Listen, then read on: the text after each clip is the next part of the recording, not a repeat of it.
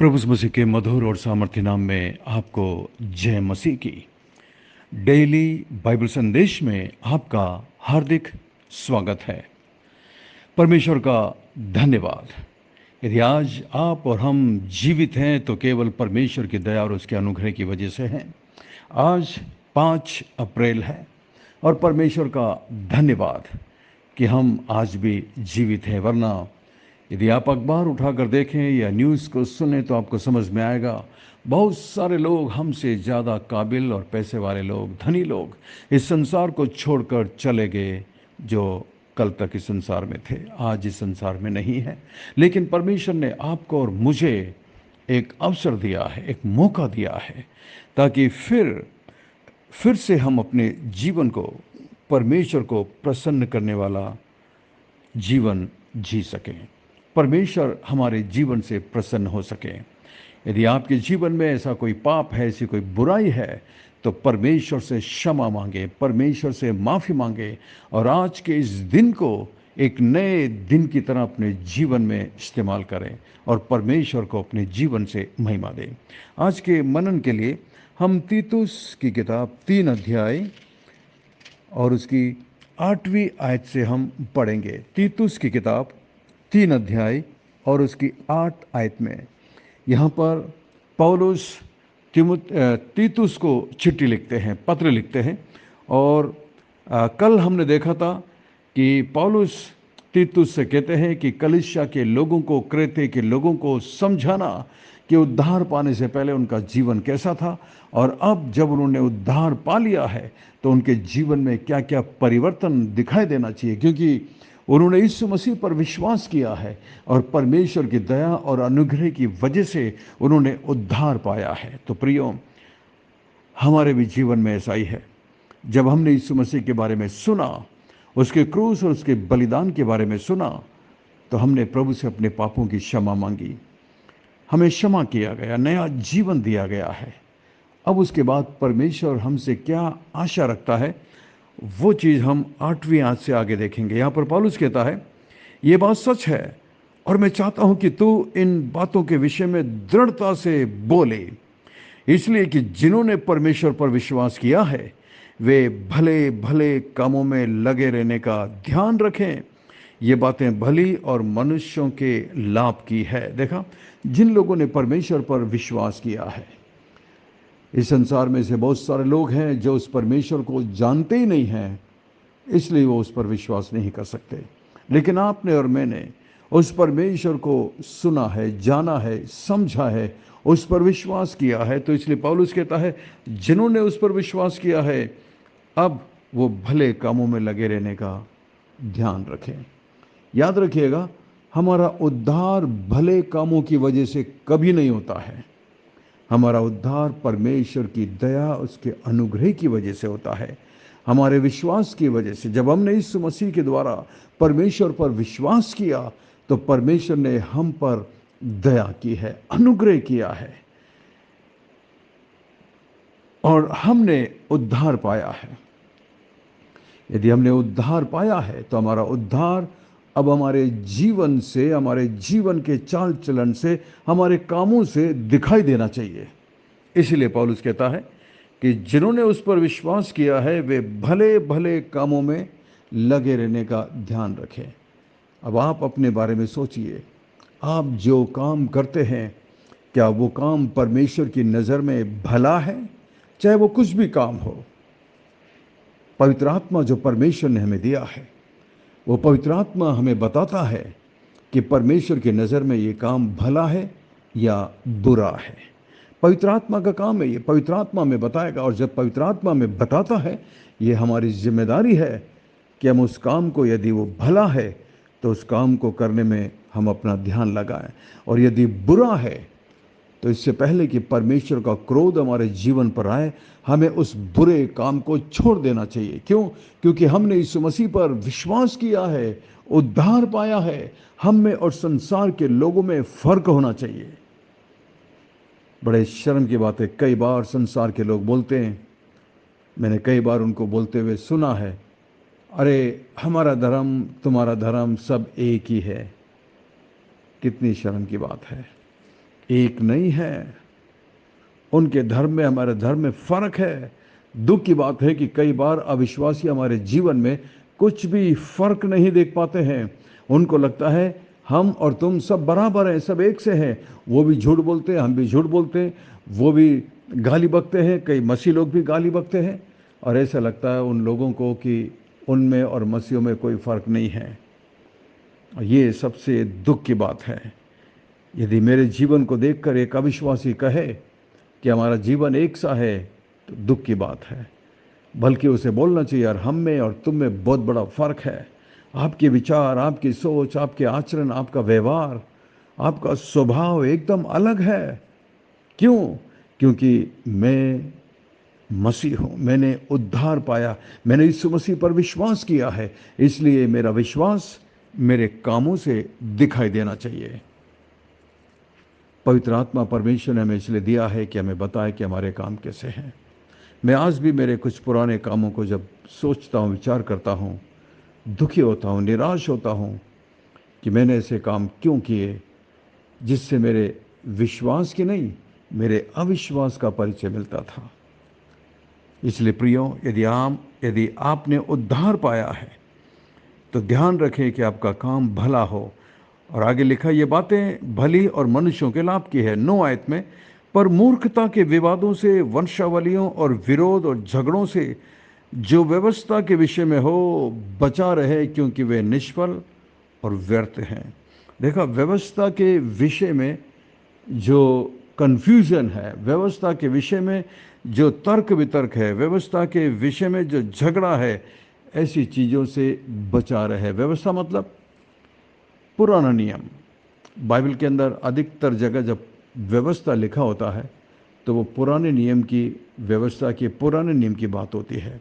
हमारे हाथ में इस वक्त पुराना नियम और नया नियम दोनों है, पुरानी व्यवस्था, नई व्यवस्था दोनों है।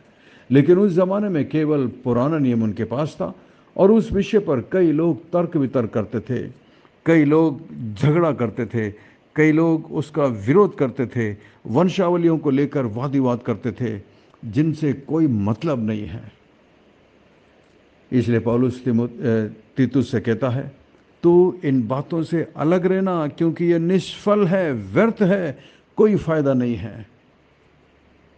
आगे लिखा है 10 में, किसी पाखंडी को 1-2 बार समझा बुझाकर उससे अलग रहे। पौलुस तीतुस को बताता है, तेरे चर्च में ऐसे लोग होंगे जो पाखंडी का जीवन जी रहे होंगे, कभी इधर कभी उधर, कभी चर्च में कभी चर्च के बाहर। उनकी बातचीत, उनके व्यवहार सुन करके लगेगा कि वो मसीह हैं, लेकिन वो पाखंडी का जीवन जीते हैं। आपके सामने बहुत अच्छी बात करेंगे, लेकिन आपसे पीछे जाकर आप ही की बुराई करते हैं। ये पाखंडी लोग हैं। और पौलुस तीतुस को समझाता है, ऐसे लोगों से दूर रहना, ऐसे लोगों से बच करके रहना, क्योंकि यदि आप इनके साथ संगति रखोगे, आपका भी विश्वास डगमगाने लगेगा। और उसके बाद व्यक्तिगत निर्देश और अभिवादन है। पौलुस कहता है 12वीं आयत में, जब मैं तेरे पास अर्तिमास या तिकिकुस को भेजूं तो मेरे पास निकोपोलिस आने का प्रयत्न करना, क्योंकि मैंने वहाँ जाड़ा काटने का निश्चय किया है। पौलुस चाहता है कि तीतुस क्रेते से आकर पौलुस के साथ रहे। इसलिए पौलुस लिखता है कि मैंने तेरे पास अर्तिमास को या तिकिकुस को भेजने की योजना बनाई है। जैसे ही वो तेरे पास आएंगे, उन्हें उसको वहाँ पर रखना, और वो वहाँ पर रह करके प्रभु के काम को संभालेगा, प्रभु के चर्च की, प्रभु की कलीसिया की जिम्मेदारी को संभालेगा। लेकिन तू मेरे पास लौट कर आ जाना, क्योंकि मैंने जाड़ा वहीं काटने का फैसला किया है। जेनास व्यवस्थापक का मतलब है जो पुराने नियम के ज्ञानी थे, पुराने नियम के शास्त्री थे, उनमें से एक का नाम है जेनास। यहाँ पर जेनास के बारे में पहली बार पढ़ते हैं, और उसके बाद हम कुछ नहीं जानते जेनास कौन था। लेकिन अपोलोस के बारे में हम प्रेरितों के काम में पढ़ते हैं कि अपोलोस पौलुस का एक बहुत अच्छा मित्र था, प्रभु की सेवकाई करने वाला था। वो और उसकी पत्नी दोनों ही प्रभु की सेवा करते थे, और पौलुस के बहुत अच्छे मित्र थे अपोलोस। और आगे लिखा है, और देख कि उन्हें किसी वस्तु की घटी ना होने पाए, क्योंकि वो प्रभु की सेवा करते हैं। उनका ख्याल रखना हमारी जिम्मेदारी है। जिस तरह आज भी परमेश्वर के जो सेवक हैं, जो सेवा करते हैं, यात्रा करते हैं, इधर उधर जाते हैं, प्रभु के वचन को सुनाते हैं, उनकी देखभाल करना हमारी जिम्मेदारी, हमारा फर्ज है। और आगे लिखा है, हमारे लोग भी आवश्यकताओं को पूरा करने के लिए अच्छे कामों में लगे रहना सीखें ताकि निष्फल ना रहें।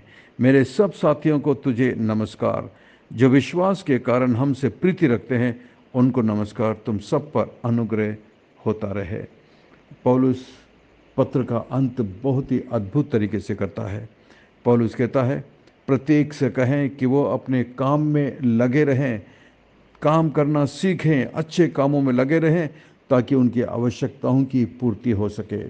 कई बार आवश्यकताओं की पूर्ति इसलिए नहीं होती क्योंकि लोग काम नहीं करना चाहते, आलसपने में जीवन जीते हैं। लेकिन एक मसीह व्यक्ति को ऐसा नहीं होना चाहिए। उसे कामकाज करना सीखना चाहिए ताकि वो अपनी आवश्यकताओं को पूरा करे और सुसमाचार के प्रचार की आवश्यकताओं को पूरा करे। प्रभु के नाम से जो लोग सुसमाचार के लिए निकले हैं, अपोलोस जैसे लोग, जेनास जैसे लोग आज भी हमारे बीच में हैं, जो परमेश्वर की सेवा करते हैं और उनकी देखभाल करना हमारी जिम्मेदारी है। तो मुख्य बात आज हम यहाँ पर यही देखते हैं कि जिन लोगों ने इस मसीह पर विश्वास किया है वो भले भले कामों में लगे रहने का प्रयत्न करें, क्योंकि हम उद्धार पाने के बाद भले काम करते हैं। उद्धार पाने के बाद परमेश्वर हमारे भले कामों को एक्सेप्ट करता है, परंतु उद्धार पाने से पहले हमारे सारे भले काम, अच्छे काम, पुण्य काम, धर्म के काम मैले चितले गंदे कपड़ों के समान थे, जिस तरह पुराने नियम में यशायाह भविष्यद्वक्ता कहता है। तो ध्यान दीजिए, आपका मसीह जीवन, यदि आपने उद्धार पाया है तो इसे अपने जीवन से दिखाइए। परमेश्वर आपको आशीष दे। आइए हम प्रार्थना करें। स्वर्ग में विराजमान जीवित और जिंदा परमेश्वर, अनुग्रहकारी दयालु पिता, विलंब से कोप करने वाले अति करुणा में परमेश्वर, धन्यवाद धन्यवाद धन्यवाद आपके प्रेम के लिए, आपके अनुग्रह के लिए, आपकी आशीषों के लिए जो अभी तक आपने हमारे जीवन में दी। आज के वचन के लिए धन्यवाद प्रभु। मदद करिए कि हम वचन के केवल सुनने वाले ना हों जो अपने आप को धोखा देते हैं, परंतु मदद करिए कि हम उसके अनुसार चलने वाले बन सकें। धन्यवाद प्रभु, जितने लोग इस बाइबल संदेश के द्वारा हमसे जुड़े हुए हैं प्रभु जी, आपने इस परिवार में उन्हें जोड़ा है, इसके लिए हम आपका धन्यवाद करते हैं। इस वक्त प्रभु मेरे प्रत्येक मसीही भाई बहन जो मेरे साथ इस वक्त प्रार्थना में झुके हुए हैं प्रभु जी, आपसे प्रार्थना कर रहे हैं, आप प्रभु जी उनकी प्रार्थना को सुनकर आकाश के झरोखे खोलकर उन पर प्रभु अपनी आशीषों की वर्षा करना प्रभु जी। मैं प्रार्थना करता हूँ प्रत्येक मसीही भाई बहन के लिए प्रभु। मैं प्रार्थना करता हूँ प्रत्येक माता पिता के लिए जो इसमें हमारे साथ शामिल है। मैं प्रत्येक बच्चों के लिए प्रार्थना करता हूँ। प्रत्येक पर अपने हाथों को बढ़ाकर छू लेना मान परमेश्वर। उनकी आवश्यकताओं को, शारीरिक आवश्यकताएं, आत्मिक आवश्यकताओं को अपने स्वर्गीय भंडार से पूरा करना प्रभु। इस मसीह में प्रार्थना करता हूँ विशेषकर भाई रंजित चौहान के लिए प्रभु जी, जिन्हें आपने अपनी महिमा के लिए बुलाया है और इस्तेमाल कर रहे मान परमेश्वर। शुभ संदेश पत्रिका के द्वारा प्रभु जी वो इतने लोगों के पास आपके वचन को भेजते हैं प्रभु जी। आप अपने हाथों को बढ़ाकर उन्हें आशीषित करिए प्रभु जी, उन्हें अपनी महिमा के लिए इस्तेमाल करिए। उनके पूरे परिवार को मैं आपके हाथ में देता हूँ। धन्यवाद धन्यवाद प्रभु, ऐसे महान परमेश्वर के दासों से हमें मुलाकात कराने के लिए धन्यवाद मान परमेश्वर। इस बाइबल संदेश में जितने भी तेरे दास लोग जुड़े हुए हैं प्रत्येक पर आशीष देना, अनुग्रह और दया करना प्रभु जी। मैं प्रार्थना करता हूँ सिस्टर रोजलिन के लिए प्रभु जी, उनके हाथ और पैरों में जो भी तकलीफ दिक्कत है प्रभु आप जानते हैं। आप अपने हाथों को बढ़ाकर उन्हें छूकर चंगाई देना प्रभु। मैं विशेष प्रार्थना करता हूँ मान परमेश्वर डॉक्टर सैमुअल थॉमस के लिए प्रभु जी, राजस्थान कोटा में मान परमेश्वर जो इमैनुअल मिनिस्ट्रीज को चलाते हैं प्रभु जी। उनके कांधों पर बहुत बड़ा बोझ है, जिम्मेदारियां हैं प्रभु जी। आप उन्हें अपनी पवित्र आत्मा की शक्ति और ताकत देना प्रभु जी। जो भी डिसीजन, जो भी फैसला वो लेते हैं, जो भी कार्य को करते हैं, जो भी योजना बनाते हैं, सब कुछ आपकी पवित्र आत्मा की अगुवाई में हो सके। मैं आगरा के तमाम चर्चेस के लिए प्रार्थना करता हूँ, तमाम पासवान के लिए प्रार्थना करता हूँ। यूपी में कई पास्टर्स प्रभु आज भी जेल खाने में बंद हैं सुसमाचार की खातिर प्रभु जी। ऐसे में प्रभु आप उनके विश्वास को और भी मजबूत करना, और उनके विश्वास को देखकर प्रभु जी दूसरे लोग आपके नज़दीकता में आ सके। धन्यवाद, धन्यवाद, धन्यवाद प्रभु। हमारी विनती प्रार्थना को सुनकर जवाब देने के लिए धन्यवाद। सब कुछ यीशु मसीह के मीठे महापवित्र नाम से मांगते हैं, आमीन। परमेश्वर आपको बहुत बहुत आशीष दे। आशा करते हैं आज के संदेश के द्वारा परमेश्वर ने आपके दिलों से बातचीत की है। यदि आप आशीषित हुए हैं तो आप इस संदेश को अपने दूसरे मसीह दोस्त भाई बहनों के साथ शेयर करिएगा, ताकि वो भी इसके द्वारा आशीषित हो सके। और यदि ये संदेश आप पहली बार सुन रहे हैं तो आप हमारे व्हाट्सएप बाइबल संदेश ग्रुप में शामिल हो सकते हैं। हमारा ग्रुप है डेली बाइबल संदेश परिवार, और हमारा नंबर है 9927464924। Pastor Mani Thomas, Emmanuel believers church, Agra. हम आपसे प्रेम करते हैं, आपकी परवाह करते हैं, आपके लिए प्रार्थना करते हैं। हमारे लिए भी प्रार्थना करिएगा। और यदि कोई संदेह या सवाल या कोई प्रार्थना का विशेष निवेदन हो तो हमें ज़रूर भेजिएगा। हम अपने व्यक्तिगत प्रार्थना में आपको ज़रूर याद रखेंगे। परमेश्वर आपको बहुत बहुत आशीष दे। अंत में सवाल है, आज के वचन को पढ़कर विशेष करके 13 आयत में 13 और 14 आयत को पढ़कर बताइएगा कि जेनास और अपोलोस कौन थे। अपोलोस के बारे में आप प्रेरितों के काम 18:24 से 28 तक पढ़ करके बता सकते हैं कि जेनास और अपोलोस के बारे में पौलुस यहाँ पर तीतुस की किताब में क्या कहता है। परमेश्वर आपको बहुत बहुत आशीष दे। थैंक यू, धन्यवाद। God bless you, we love you, have a great day and take care. अपना ख्याल रखिएगा।